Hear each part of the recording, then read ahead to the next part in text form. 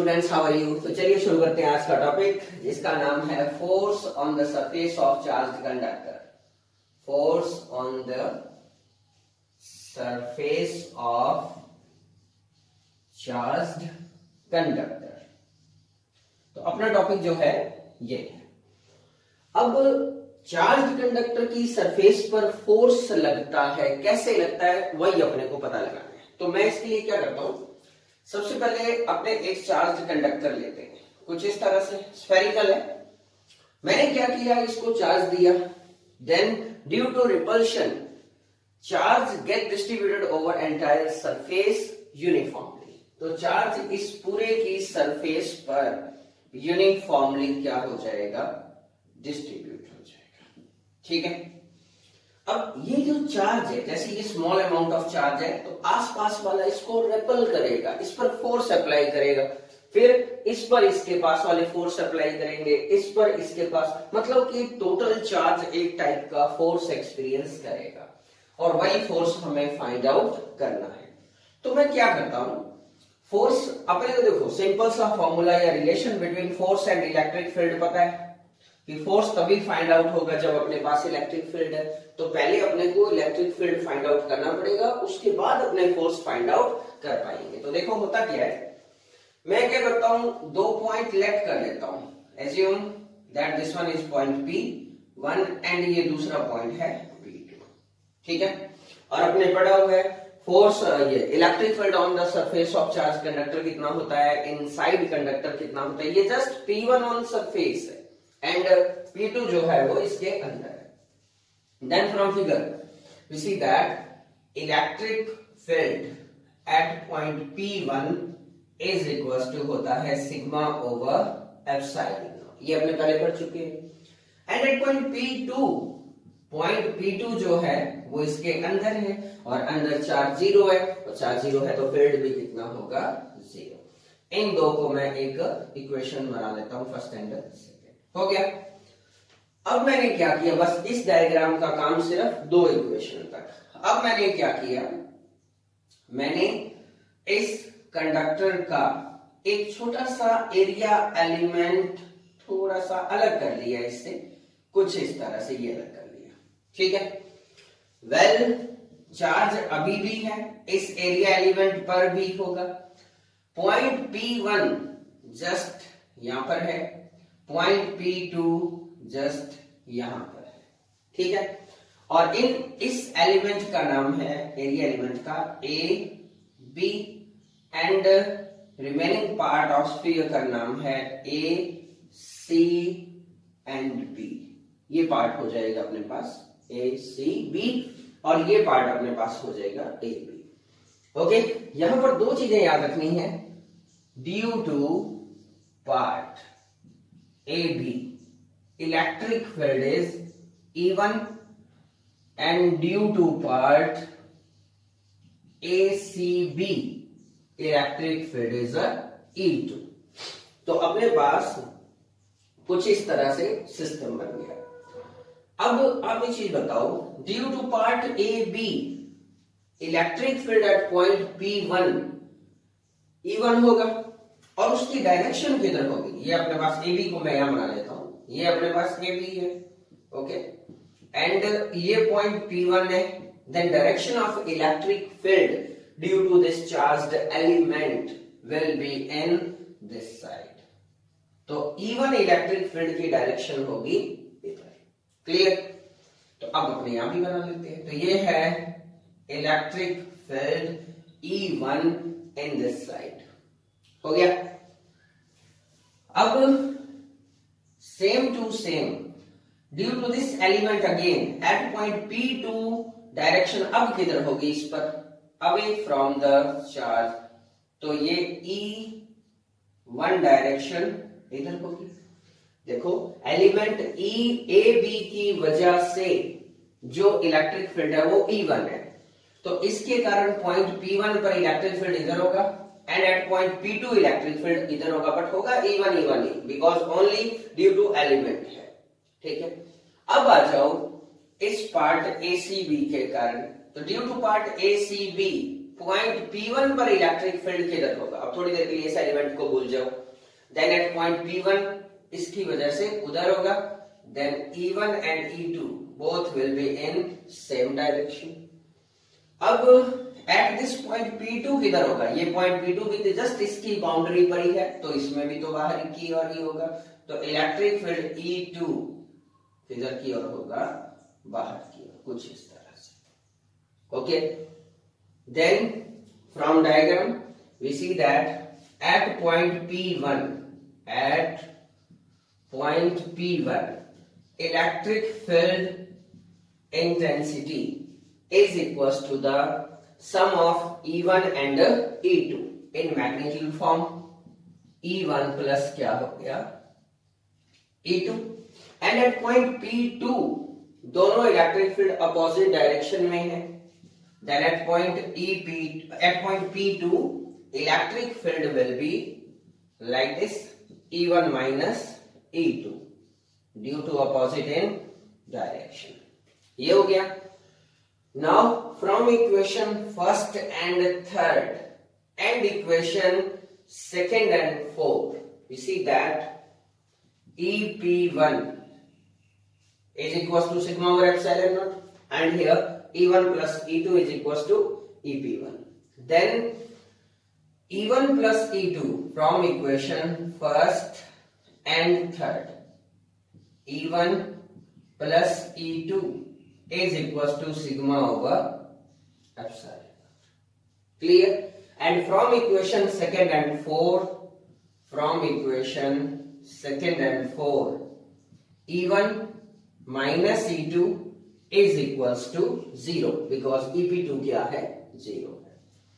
अब ये अपने पास इक्वेशंस आ गई, and from this equation E1 is equals to E2। Suppose that this one is 5 and this one is 6th equation, 5th and 6th equation। Now E1 is equals to E2। Now put the value of E1 in equation 5, then we see that E2 plus E2 is equals to sigma over epsilon naught। That means 2E2 is equals to sigma over epsilon naught था, और 2 नहीं था, and E2 is equals to sigma over 2 epsilon। Equation number 7। तो ये electric field आया E2, जिसकी direction जो है किधर है? बाहर की ओर। ठीक है, अब ये चीज देखो, ये जो पार्ट है ACB पार्ट, ये इस छोटे से एलिमेंट पर क्या अप्लाई करेगा? फोर्स अप्लाई करेगा। ठीक है, छोटा सा एलिमेंट जो है इसका एरिया भी थोड़ा सा है, तो मैं इसको ds नाम दे सकता हूं एरिया एलिमेंट को, एंड इसका जो चार्ज है वो भी क्या है? थोड़ा सा है, दैट इज dq। तो इस थोड़े से चार्ज पर जो फोर्स लगेगा वो भी थोड़ा सा होगा। That means force experienced by this area element will be dF is equals to dq E2।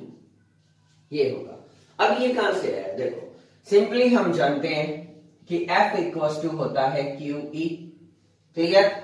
अगर चार्ज ऑफ स्मॉल अमाउंट है then dq into E, then force experienced by, तो इसने जो एक्सपीरियंस किया वो हो जाएगा dF इक्वल्स टू dqE, और अपने पास E की जगह E2 है तो मैंने यहां E2 लिख दिया।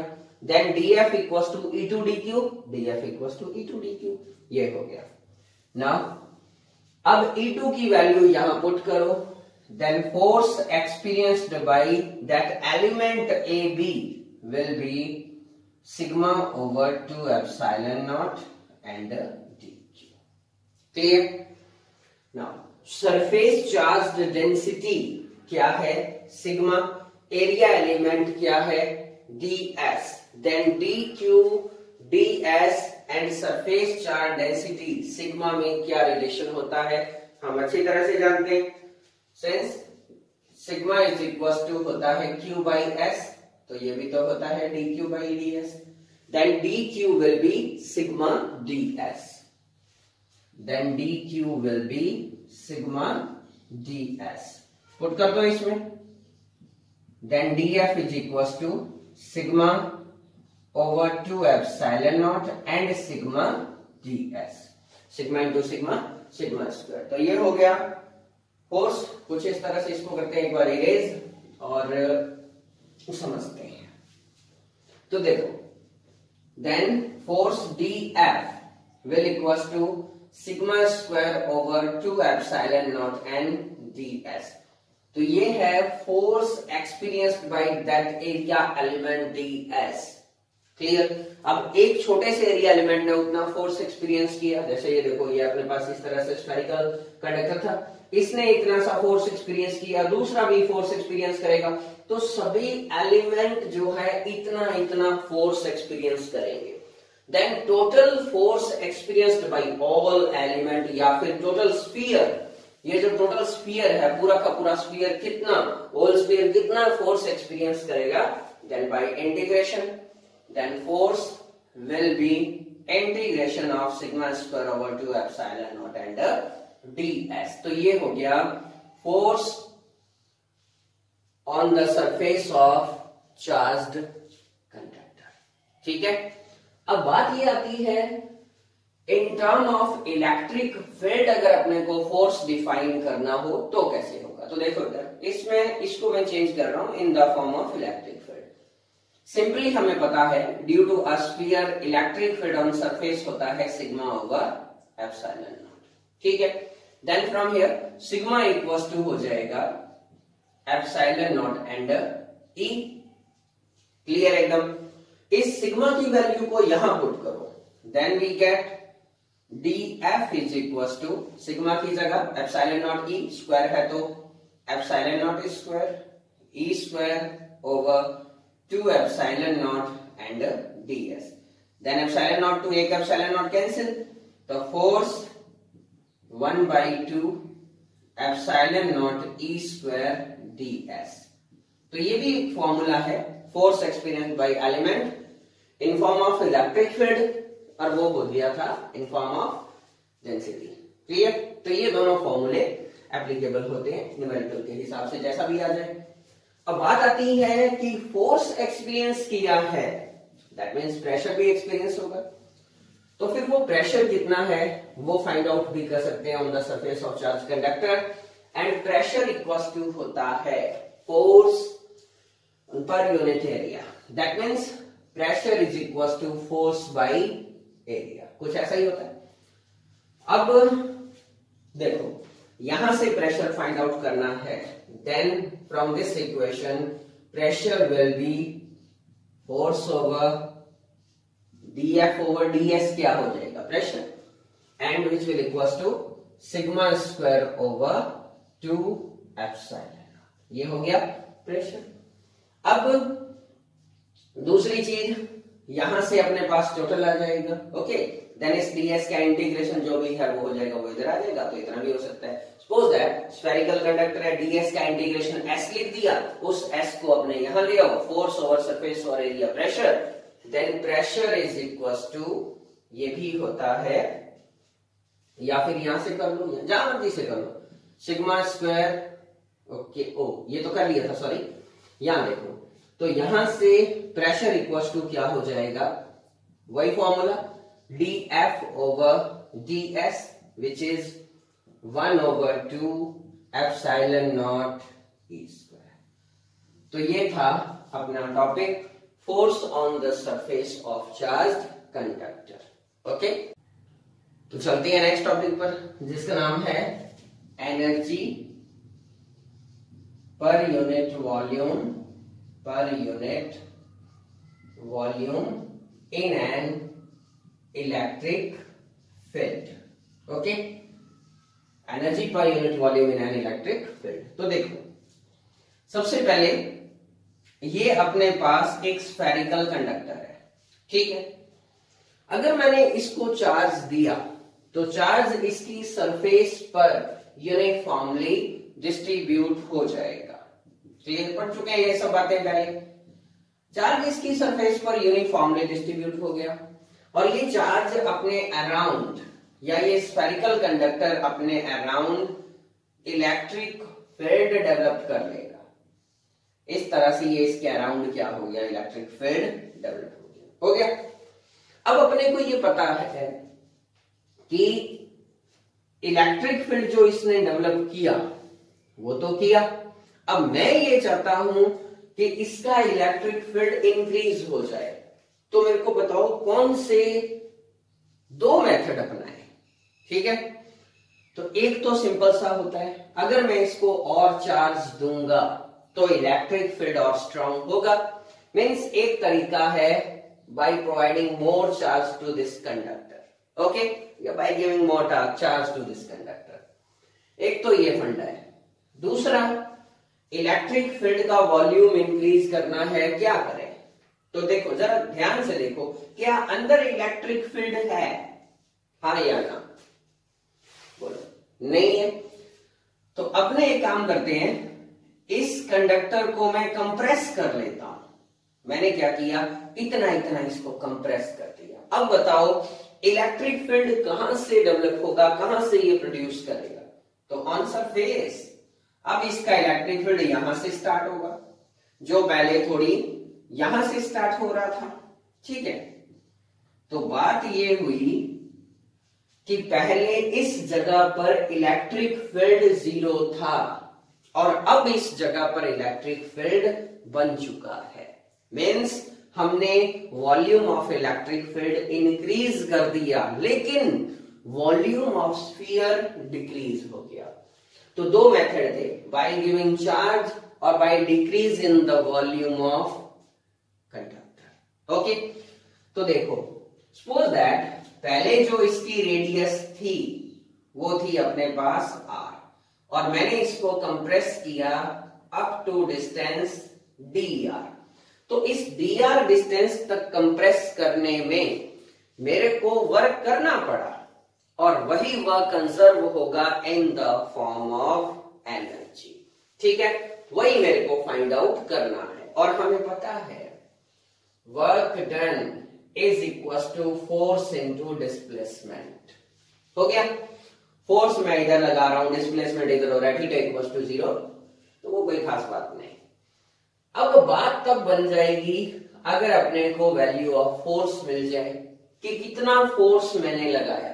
तो याद करो, अपने थोड़ी देर पहले टॉपिक पढ़ा है।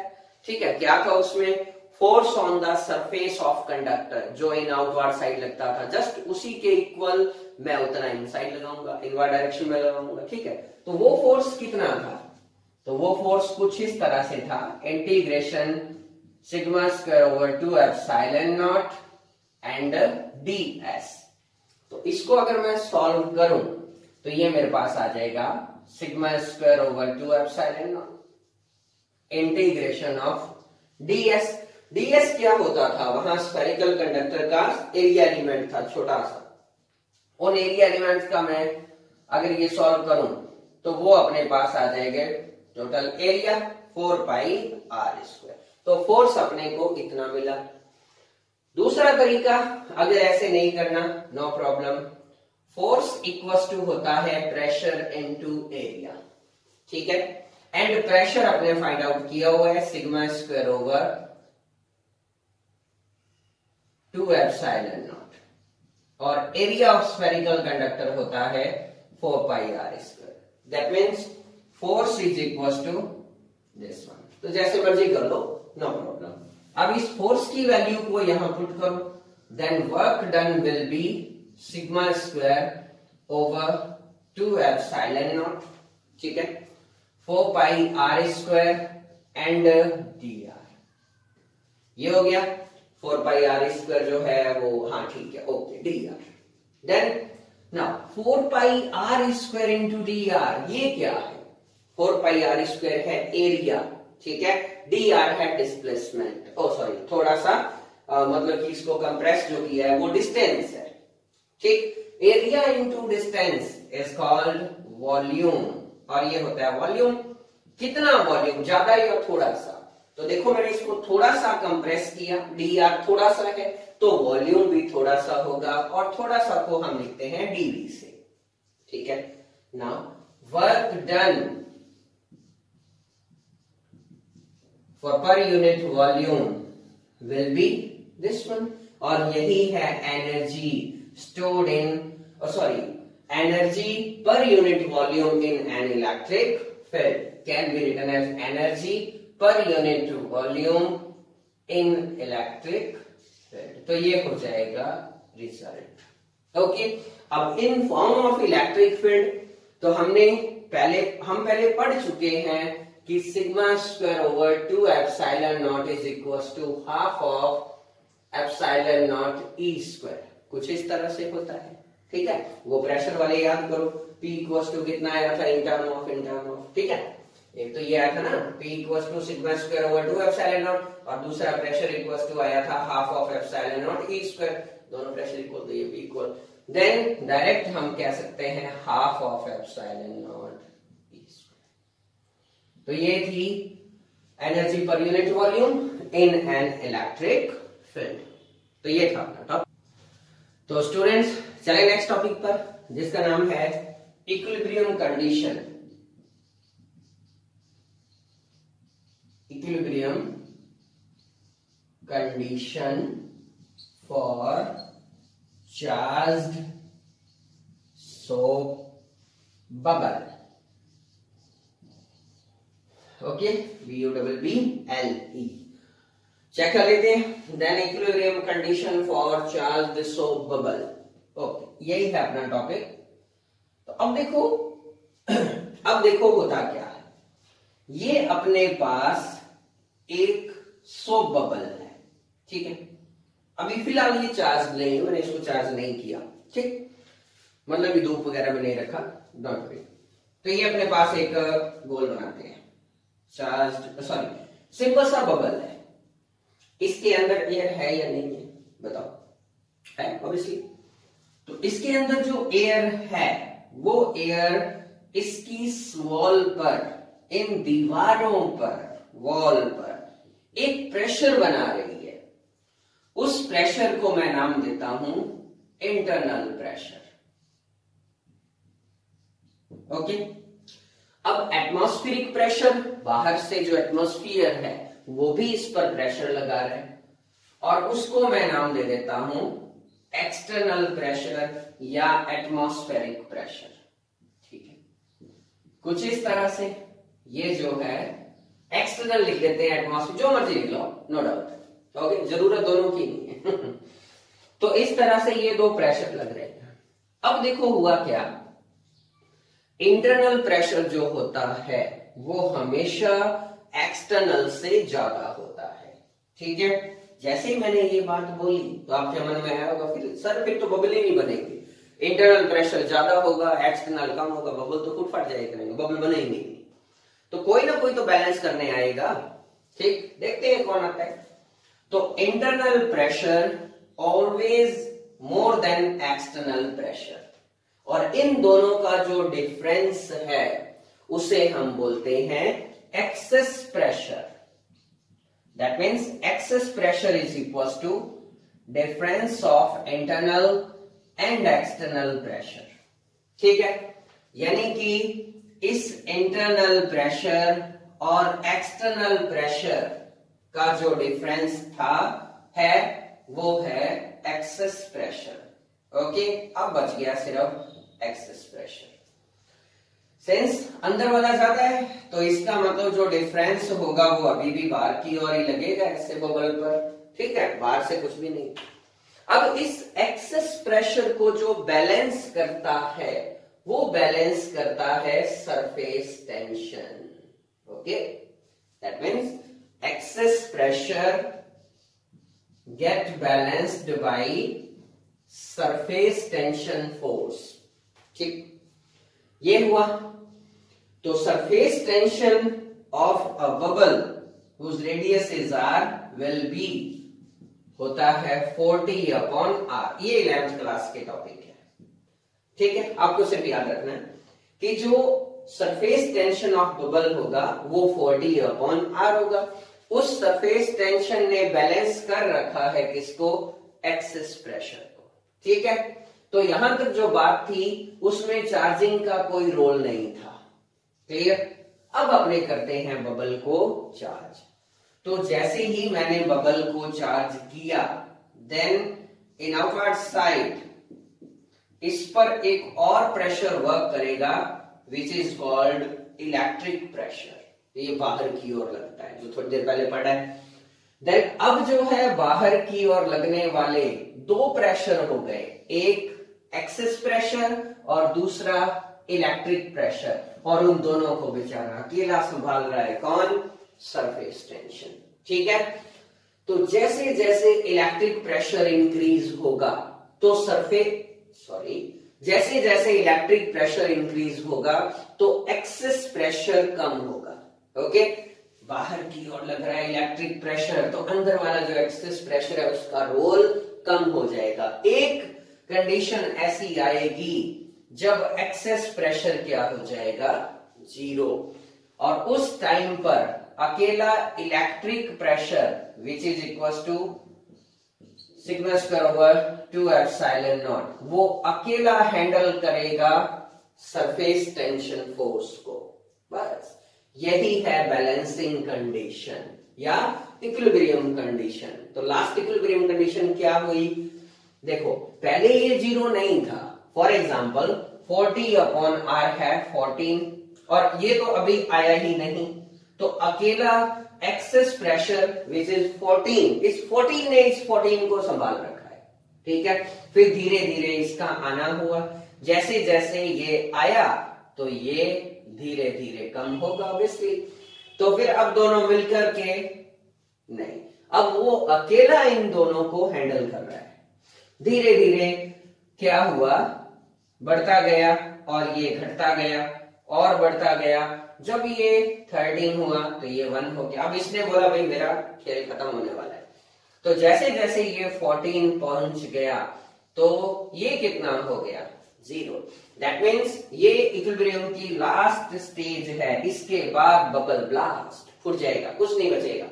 Okay, that means excess pressure 0 होगा, तब वो फाइनल कंडीशन या इक्विलिब्रियम कंडीशन अपने को मिलेगी। बस इतना सा टॉपिक था। तो ये थी इक्विलिब्रियम कंडीशन। अब अपने इसमें फाइंड आउट क्या क्या कर सकते हैं वो देखते हैं। तो देखो, sigma square over 2 epsilon naught equal to 40/r। यहां से सरफेस चार्ज डेंसिटी मिल जाएगी, रेडियस मिल जाएगी, और डेंसिटी मिल गई तो चार्ज भी मिल जाएगा। तो देखो, सबसे पहले सिग्मा स्क्वायर इक्वल टू हो जाएगा 8 epsilon naught t/r, and r equal to हो जाएगा 8 epsilon naught t by sigma square. ठीक है, सही है। चेक कर लेते हैं कहीं गलती ना लिख दिया हो। ठीक है, ओके, क्लियर। तो अब एक जो चीज और है कि चार्ज कितना है, कितना चार्ज हमने दिया होगा बबल को, तो वो चार्ज भी फाइंड आउट कर सकते हैं। सरफेस चार्ज डेंसिटी सिग्मा होती है, पता है अपने को। हमें ये पता है कि charge Q is equal to होता है सिग्मा ओवर S, यही होता है। ठीक है, देन कुछ गड़बड़ हो गई, ये नहीं होता, ये होता है sigma equal to charge over surface और area. Then Q is equals to sigma into S area. Q is equals to sigma into for bubble area होता है 4 pi r स्क्वायर। R क्या है? उसकी रेडियस है। अभी रेडियस कैपिटल R बना रखी थी, तो हम R लिख देते हैं। अब सिग्मा की वैल्यू पुट करो तो Q इज इक्वल टू हो जाएगा, सिग्मा स्क्वायर है अपने पास, रूट लगा लेते हैं, डोंट वरी। तो ये हो जाएगा 8 epsilon naught t over r, और बाहर है 4 पाई r स्क्वायर। ये चारों के चारों बाहर है, ये बात है 4 पाई r स्क्वायर। अब उस 4 पाई r स्क्वायर को भी अंदर देखते हैं क्या होता है, ऐसे नहीं बोलते, सॉल्व करते हैं। अगर मैं r स्क्वायर को अंदर ले आऊं तो 8 epsilon naught t, r square सीधा साधा तो है नहीं, जो r स्क्वायर ही आ जाएगा, R4 आएगा, क्योंकि वापस बाहर ले जाओगे R स्क्वायर हो जाएगा। ठीक है, और ये हो गया 4 pi. Now R cube, then result क्या आया? Charge 4 pi root 8 epsilon naught t r। तो ये है charge on soft bubble. Okay, तो ये था अपना टॉपिक और यही था अपना चैप्टर। अब अपने करेंगे नेक्स्ट वीडियो से इसके न्यूमेरिकल स्टार्ट। ओके, तो टोटल जो है 2.1 एग्जाम्पल टू 2.17 तक करना है। क्लियर, फिर अपना चैप्टर फिनिश। न्यूमेरिकल स्टार्ट करने से पहले आप एक काम करो, क्योंकि नेक्स्ट वीडियो में भेजूंगा आप एक दिन बाद। ओके, एक दिन का गैप है, तो उस एक दिन में आप इस चैप्टर के जो फॉर्मूले हैं, ठीक है, जो भी फॉर्मूले अपने यूज किए, ज्यादा बड़ा चैप्टर नहीं है, छोटा सा चैप्टर है राजस्थान बोर्ड का। ओके, तो वो फॉर्मूले आप अच्छी तरह से याद कर लो, रफ कॉपी में कहीं लिख लो, ताकि अपने को न्यूमेरिकल करते टाइम कोई प्रॉब्लम ना आए।